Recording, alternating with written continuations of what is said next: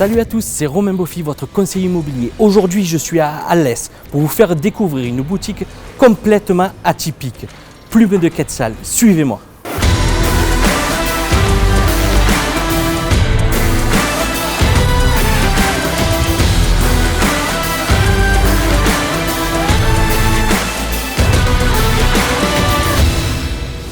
On se retrouve dans la deuxième partie de la boutique avec Montserrat. Bonjour Montserrat. Bonjour.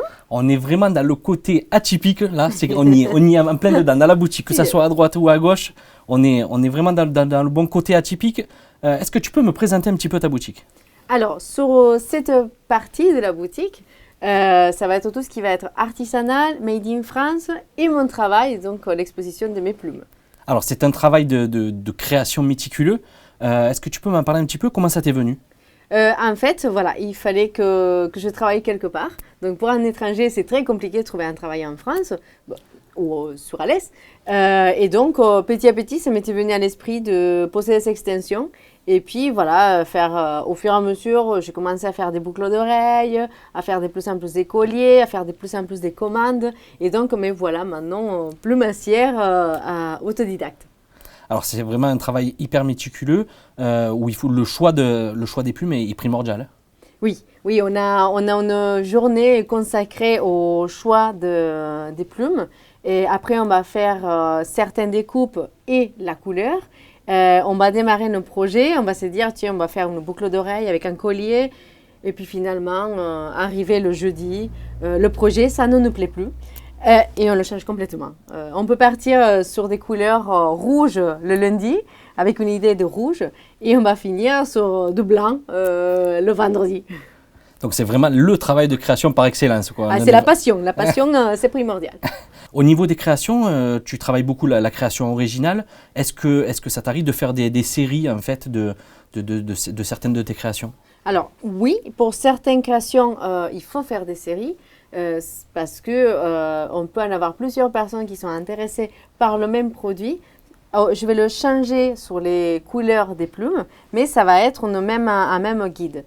Donc, par exemple, je vais faire 10 paires parce que je n'aime pas faire beaucoup de pièces, de nombres. Et donc, je vais faire 10 paires couleur rouge, un peu plus fort, un peu plus foncé, un peu plus bordeaux. Donc, à chaque fois, il y a une petite variation. Comme c'est de naturel et c'est de l'artisanat, ça sortira très rarement la même chose, la même tonalité. Au niveau des valeurs que tu veux transmettre à travers tes créations, quelles sont les valeurs, le message que tu veux faire passer?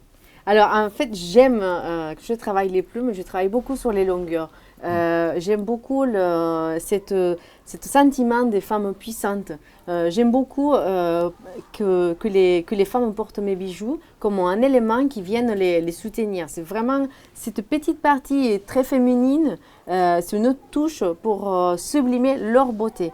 Il y a beaucoup de clientes qui pensent qu'il faut être décalé pour porter des boucles d'oreilles. Et en fait, non, c'est vraiment une personne très très classique qui peut porter une petite paire de boucles d'oreilles avec des plumes et c'est juste sublime.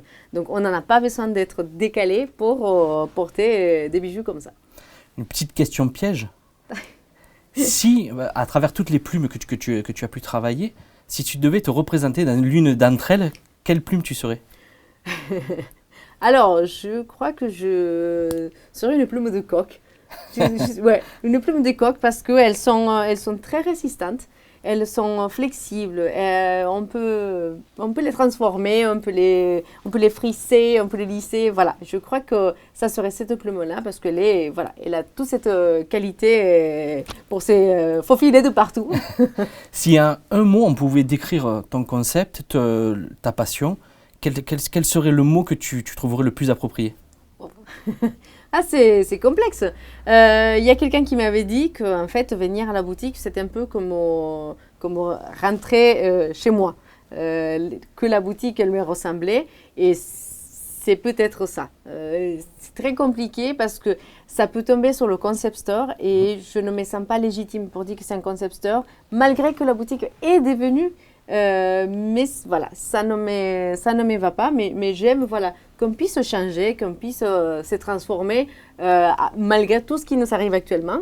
Voilà, il faut changer, il faut que ça évolue à chaque fois. Sinon, après, c'est monotone. Merci beaucoup Montserrat de m'avoir reçu. Merci à Jed aussi pour l'autre partie de la boutique de m'avoir reçu, tous les deux.